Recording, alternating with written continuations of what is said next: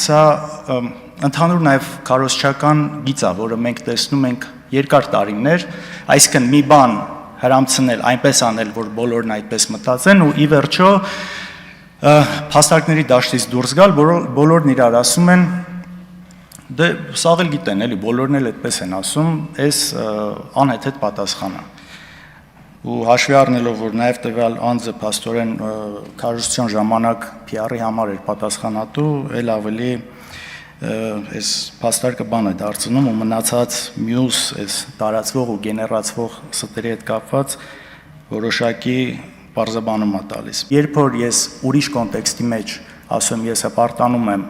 շատ ձեռքբերումներով, որը եղել է հորս հետ կապված, սա չի նշանակում, հետո պետք չի աղավաղել, որ դուք հպարտանում եք մարտի 1-ով, ոչ ես չեմ հպարտանում։ Ես ինչպես կարող եմ հպարտանալ նման ողբերգության հետ կապված։ Մեծ ողբերգություն է ի վերջո մարդկային զոհեր են եղել, բայց սրա շրջանակում շատ ցավալի է, որ ամեն պատմություն ամեն ինչ ընդհանրապես ունի երկու կողմ։ Եվ երբ որ օրինակ ինչպես այսօր Անդրանիկ Քոչարյանը խոսում էր, դեպքեր էր նկարագրում, բայց այդ կիսաճշմարտությունները, ոչ լիարժեքությունը բերում է հենց նրան, որ ի վերջո բոլորը ասում են մի բան, որը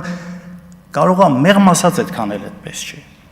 Օրինակ ինչ է ասում է Քոչարյանը եկավ Ռուսաստանից բանակը հավաքեց եւ ինչ որ հրահանգներ տվեց։ Բայց ախր դրան նախորդող բաներ են չի եղել։ Բեմահարթակից հնչում էին պաշտպանության փոխնախարարների անունները, կոչ էր արվում նրանց միանալ, կար խմորումներ նույն երկրապահում։ Ես այդ իրադարձությունները համարում եմ ողբերգություն ու նաեւ ուզում եմ հիշեցնել Նիկոլ Փաշինյանի խոսքը, ով ասել է, որ